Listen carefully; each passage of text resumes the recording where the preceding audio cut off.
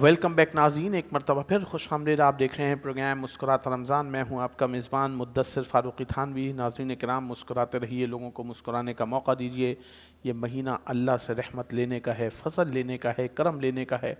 جنت میں وہ لوگ آسانی سے داخل کر دیے جائیں گے، دن کے دل چڑیا کی طرح نرم ہوں گے۔ ناظرین کرام، حقوق اللہ کے ساتھ ساتھ حقوق العباد بھی ادا کرتے رہیے۔ صدقات، خیرات، زکوٰۃ، عطیات کا اہتمام کیجیے، اپنے رشتہ داروں کا احترام کیجیے، تاکہ اللہ میری اور آپ کی عمر میں، صحت میں، ایمان میں، زندگیوں میں برکتیں عطا فرما دے۔ ناظرین کرام، میرے ساتھ جوائن کیا ہمارے قابل احترام جناب فرید احمد خورشیدی صاحب نے ہمارے ساتھ پینل پہ جوائن کیا ہے۔ میں آپ کا بڑا مشکور اور ممنون ہوں سر، آپ ہمارے پروگرام میں تشریف لائے۔ حضرت، رمضان المبارک کا مقدس مہینہ مفتی صاحب جا رہا ہے ہم سے چھوٹ کر اور ہم سے روٹ کے، نہ جانے ہم اور آپ اگلے رمضان المبارک جیسے اس مقدس مہینے میں ہوں گے یا نہیں ہوں گے۔ کیا کہیں گے جو ہم اس وقت، بس آپ سمجھیں کہ کچھ ہی دن رہ گئے ہیں، کچھ راتیں اور کچھ ساعتیں رہ گئی ہیں؟ بسم اللہ الرحمن الرحیم۔ حضرت بہت بہت شکریہ آپ کا، آپ نے مدعو کیا۔ بہت اہم سوال ہے۔ واقعتاً اب آخری چند دن رہ گئے ہیں رمضان المبارک کے، اور جہنم کی آگ سے خلاصی کا عشرہ، آزادی کا عشرہ چل رہا ہے۔ اس رات کے اندر ہم ان دنوں کے اندر جتنا ہو سکے ہم ان کی قدر کریں۔ باقی جو دن رہ گئے ہیں، نہ جانے کتنی زندگی ہے باقی، اور کتنے ہی لوگ ایسے تھے جو پچھلے رمضان میں ہمارے ساتھ تھے، آج نہیں ہیں ہم میں۔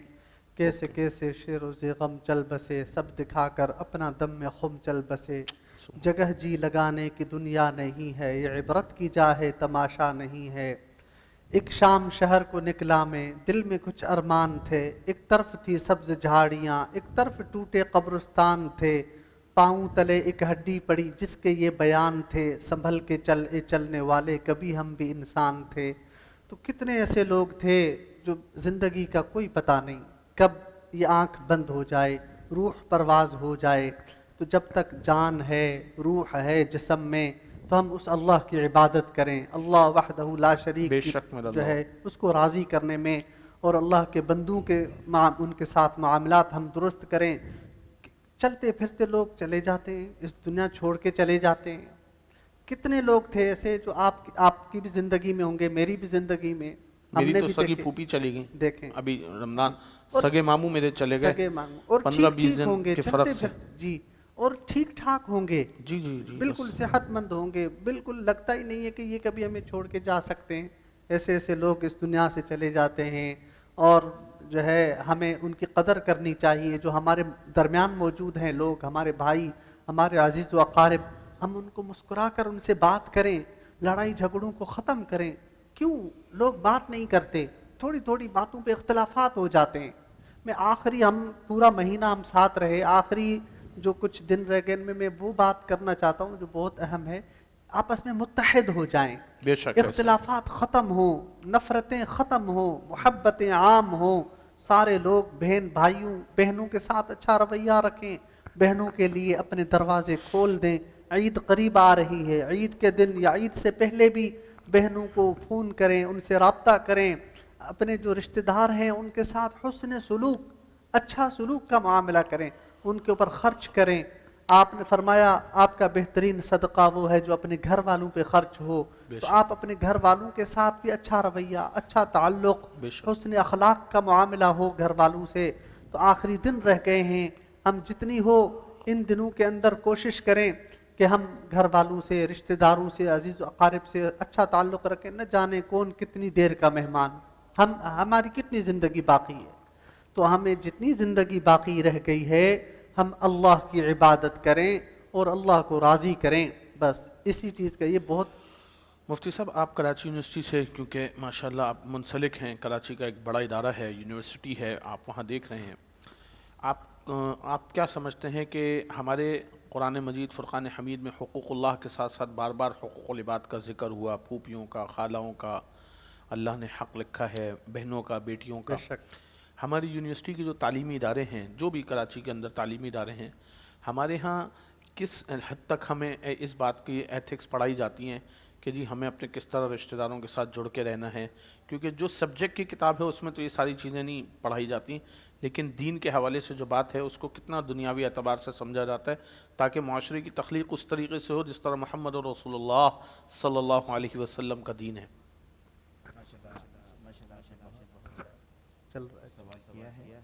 اور اس میں رسول اکرم صلی اللہ علیہ وسلم کا آپ کے فرمان کے لیے اللہ نے حکم بھی ارشاد فرمایا کہ لقد کان لکم فی رسول اللہ اسوۃ حسنہ، کہ محمد رسول اللہ صلی اللہ علیہ وسلم کی جو زندگی ہے ہمارے لیے بہترین ماڈل، بہترین نمونہ ہے۔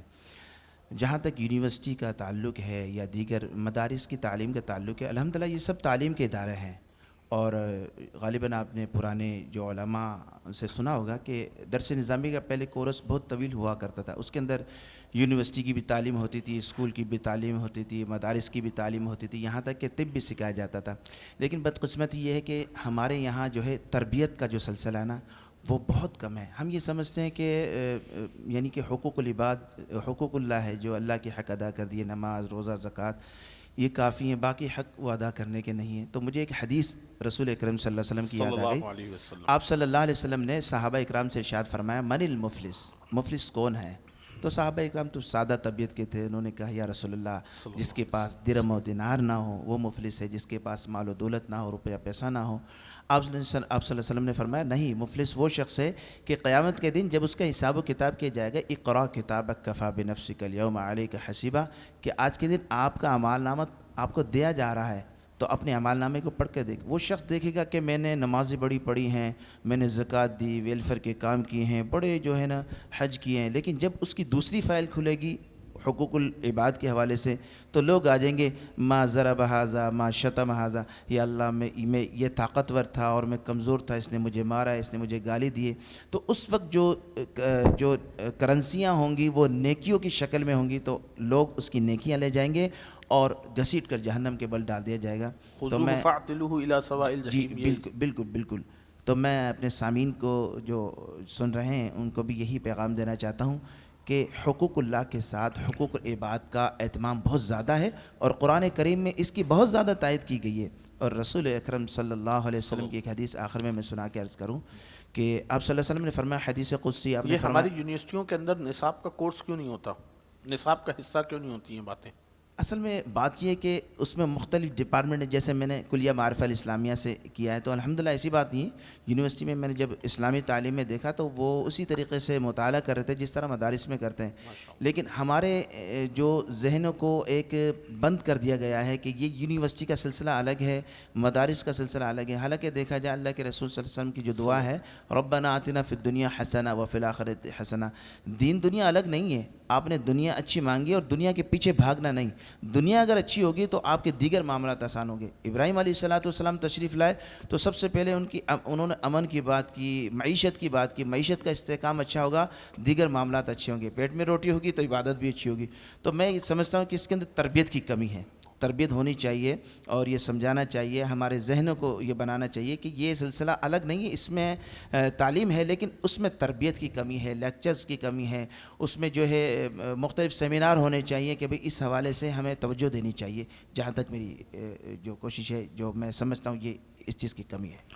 حضرت آپ جیسے حضرت فرما رہے ہیں، ہمارے ہاں بالکل یہ بات ٹھیک ہے کہ اب رمضان المبارک کے مقدس مہینے میں لوگ ایک دوسرے کے ساتھ اہتمام کر رہے ہیں، احترام بھی کر رہے ہیں، لیکن پورے سال لوگ رشتہ داروں کے ساتھ وہ معاملات نہیں رکھتے جو ان کا دینی حق ہے، شرعی حق ہے نا ہر آدمی کا ایک، وہ کیا اس پر آپ فرمائیں گے اس کے متعلق؟ حضرت عید پہ مل لیے، بقرعید پہ مل لیے، پورے سال پھر ملے نہیں ملے، ملاقات ہوئی نہیں ہوئی؟ بالکل اس طرح نہیں ہونا چاہیے۔ ملاقاتیں وغیرہ، یہ عید، یہ جمعہ اور دیگر اللہ تعالیٰ نے جو یہ 5 نمازیں فرض کی ہیں، یہ اجتماعات، نمازوں پہ آنا جانا، 5 ٹائم ایک محلے میں رہ رہے ہیں تو محلے والوں کے ساتھ مسجد میں شریک ہونا۔ مسجد میں ہم کیوں جاتے ہیں؟ تاکہ ہم اللہ کی بھی عبادت کریں، اور وہاں جائیں گے تو محلے والے وہ مل بھی لیں گے۔ تو آج کل لوگ نماز سے بھی غافل ہیں، اور عید کے دن بھی وہ رشتہ داروں سے ملنے ملانے نہیں جاتے، اور جاتے تو بہت کم، یا صرف رسمی طور پہ مل لیا، باقی ٹائم موبائل میں اور دیگر اپنی مصروفیات میں۔ تو اس طرح نہیں، بلکہ حضور صلی اللہ علیہ وسلم کا معمول تھا عید والے دن اپنے تمام صحابہ کرام کے ساتھ آقا صلی اللہ علیہ وسلم ملا کرتے تھے۔ تو ہمیں بھی حکم ہے ہم اپنے رشتہ داروں کے ساتھ ان کی دعوت کریں یا ان کی دعوت پر جائیں، اگر کوئی ہمیں بلا رہا ہے تو ان کے پاس جانا چاہیے، اور یہ دین کا حکم ہے، یہ دین کا حسن ہے یہ۔ اور یہ صرف عید والے دن نہیں، عید والے دن تو بہت ضروری ہے، اس کے علاوہ پورا سال ہمیں رشتہ داروں کے ساتھ، بہن بھائی، عزیز و اقارب اور دور کے رشتہ دار اور جو ہے دوست ماں کے احباب، رشتہ دار، باپ ماں کے کے رشتہ رشتہ دار، دار، باپ کے رشتہ دار، یہ سب ان کے پاس جانا چاہیے، ملنا چاہیے، ان سے بہت ضروری ہے۔ ناظرین اکرام، یہ ماہ مقدس، ماہ برکت، ماہ رحمت، ماہ قرآن ہمیں اور آپ کو صبر کا درس دیتا ہے۔ ہم نے اور آپ نے اپنے حق پہ صبر کرنا ہے اور لوگوں تک ان کا حق پہنچانا ہے، جس طرح کہ اللہ رب العزت قرآن مجید فرقان حمید میں فرماتے ہیں والعصر ان الانسان لفی خسر، قسم ہے عصر کی کہ انسان خسارے میں ہے، ماں سوائے اس کے جس نے 4 کام کیے، الا الذین آمنوا وعملوا الصالحات، ایمان لایا اللہ رب العزت پر اور عمل صالح کیے، اور حقوق العباد میں 2 کام کرنے ہیں، وتواصوا بالحق، لوگوں تک ان کا حق پہنچایا، وتواصوا بالصبر، اور اپنے حق پر صبر کیا۔ یہی انسان کی زندگی کی ریکوائرمنٹ ہے، یہی میرے اللہ رب العزت مجھ سے اور آپ سے چاہتے ہیں۔ ہمارے اور آپ کے اوپر اگر ہماری اور آپ کی بہنوں کا، بیٹیوں کا، وراثت کا کوئی حصہ ہے تو ناظرین کرام وہ میں نے اور آپ نے دینا ہے۔ میں پہلے بھی ذکر کر چکا ہوں کہ آنے والی تاخیراتوں میں یا گزری ہوئی تاخیراتوں میں میرے اور آپ کے حقوق اللہ تو معاف ہو سکتے ہیں، لیکن حقوق بے شک، العباد کی معافی نہیں ہے۔ میرے اور آپ کے اگر والدین ہیں تو ان کی خدمت مجھ پر اور آپ پر فرض ہے، بزرگ والدین کی خدمت مجھ پر اور آپ پر زیادہ فرض ہے۔ ناظرین کرام، بے شک، اللہ کے رسول سرکار دو عالم صلی اللہ علیہ وسلم نے جبریل امین علیہ السلام کی اس بددعا پر آمین کہا، جس پر انہوں نے کہا کہ برباد ہوا وہ شخص جس نے اپنے ماں باپ کو بڑی عمر میں پایا اور ان کی خدمت نہیں کر سکا، اور پھر فرمایا کہ برباد ہوا وہ شخص جس نے رمضان المبارک کا مقدس مہینہ پایا اور اپنی مغفرت نہ کروا سکا۔ تو اللہ کے رسول وجہ تخلیق کائنات آقا نامدار احمد مجتبیٰ محمد مصطفیٰ سرکار دو عالم صلی اللہ علیہ وسلم نے فرمایا آمین۔ ناظرین کرام، میں اور آپ اس دنیا میں 40 50 60 سال جو بھیجے گئے ہیں اس دنیا کے اندر، اللہ کی طرف سے ہمارے اور آپ کے لیے انعام ہے کہ میں اور آپ مسلمان ماؤں کے پیٹ میں پیدا کیے گئے۔ اسلام جو مجھے اور آپ کو پلیٹ میں رکھ کے مل گیا ہے، ناظرین کرام اس کی قدر کریں، کیونکہ یہ اسلام بہت سارے ایسے لوگ ہیں جو آج اس اسلام سے بہت دور ہیں، اس مذہب سے بہت دور ہیں۔ ہم اور آپ تو خوش نصیب ہیں، ہمارے اور آپ کا فخر ہے کہ میں اور آپ وجہ تخلیق کائنات آقا نامدار احمد مجتبیٰ محمد مصطفیٰ سرکار دو عالم صلی اللہ علیہ وسلم کے امتی ہیں۔ ناظرین کرام، میں نے اور آپ نے اللہ کے رسول کے دین کو زندہ کرنا ہے، اس پر عمل کرنا ہے۔